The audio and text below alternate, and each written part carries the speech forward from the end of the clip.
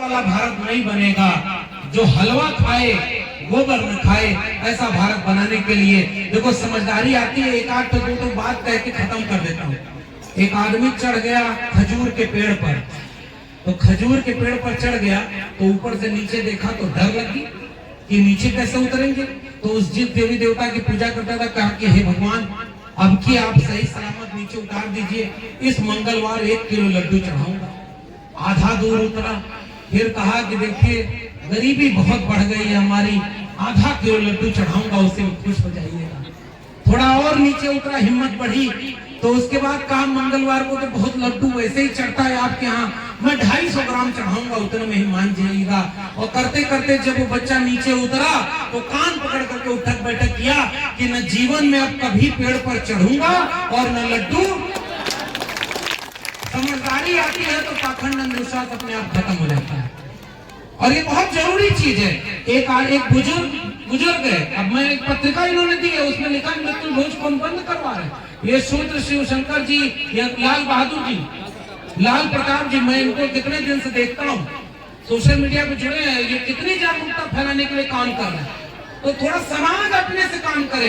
नेता और हम लोग जैसे प्रोफेसर 2-4 बात बोल देंगे लेकिन गए, तो पिताजी ने उनके लिए कहा कि दादाजी की आत्मा कहाँ है, तो वो कहा ऊपर है, बहुत अच्छे से है, गोदान करेंगे तो उनको मुक्ति मिलेगी।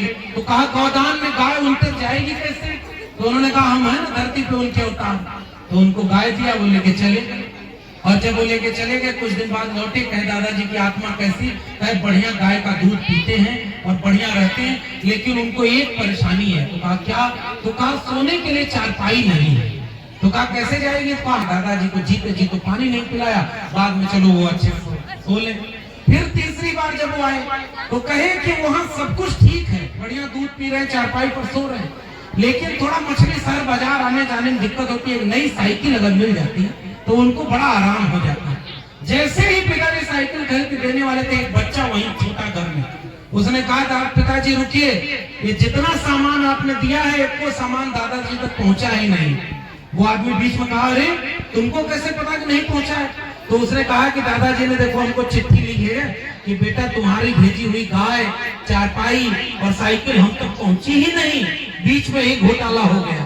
तो वो आदमी नाराज होकर खड़ा हुआ और कहा ये चिट्ठी तुम्हारे पास किस रास्ते आई है, तो वो बच्चा बोला उसी रास्ते जिस रास्ते आपने गाय भेजी थी, चारपाई भेजी थी, साइकिल भेजी थी। जब तर्क आएगा, विवेक आएगा, तो इनको कोई मूर्ख नहीं बना पाएगा, इतना समझते हैं कि नहीं। और जब तर्क विवेक नहीं होगा तो कोई भी आएगा मूर्ख बनाएगा, शिकारी आएगा जाल फैलाएगा, दाना डालेगा, और आप कहते रह जाओगे कि बच्चों उस जाल में फंसना मत, और जाल में सारे लोग फंसते चले जाएंगे। मैं विद्वानों के ऊपर छोड़ देता हूं कि आपके ऊपर कितने तरह के जाल फेंके जा रहे हैं। इसलिए नाम पर लड़ाने वालों से बचना, और उनको पहचानो जो आपको कलम और किताब हाथ में देना चाहते हैं, और उनके साथ बढ़ो, आगे बढ़ो, इससे ही मुक्ति मिलेगी। पहले पढ़ते थे हम लाए हैं तूफान से किश्ते निकाल के, इस देश को रखना मेरे बच्चों संभाल के। तो बच्चों को देश संभालना है तो पहले भविष्य संभालने के लिए पढ़ाई करो, और पढ़ाई लिखाई से बड़ा जीवन में दूसरा कोई काम नहीं है। कहीं डुबकी लगाओ चाहे मत लगाओ, अपने बच्चों को अच्छी शिक्षा दिला देना, इससे बड़ा पुण्य और कोई नहीं मिलेगा। मैं आकर के तो बच्चों को बुला के पूछ रहे हैं बताओ चंद्र ग्रहण और सूर्य ग्रहण कैसे लगता है। तो उसमें एक बच्चा खड़ा हुआ और कहा कि पृथ्वी सूरज के चारों तरफ चक्कर लगाती है, चंद्रमा पृथ्वी के चारों तरफ चक्कर लगाता है, जब तीनों एक सीध रेखा में आ जाते हैं तो चंद्र ग्रहण हो जाता है, उनकी गति बदल जाती है तो सूर्य ग्रहण होता है। अभी वो मास्टर बोलने वाला जी कि गलत बोल रहा है, पृथ्वी तो शेषनाग के फन पर टिकी हुई है, और ये फिल्म बनी है, मैं अपने से नहीं बोल रहा हूँ। उसकी रील्स खूब वायरल हो रही है, छोटी सी क्लिप है, अगर मोबाइल चलाते हो तो देखा होगा। मास्टर कहता है क्या बोल रहा है तुम, कहा हमारे यहाँ एक आदमी आया था और घर में सब लोग बैठ के चुपचाप उनकी बात सुन रहे थे, तो वो बोले कि पृथ्वी उनके फन पर टिकी हुई है तो पृथ्वी घूमेगी कैसे।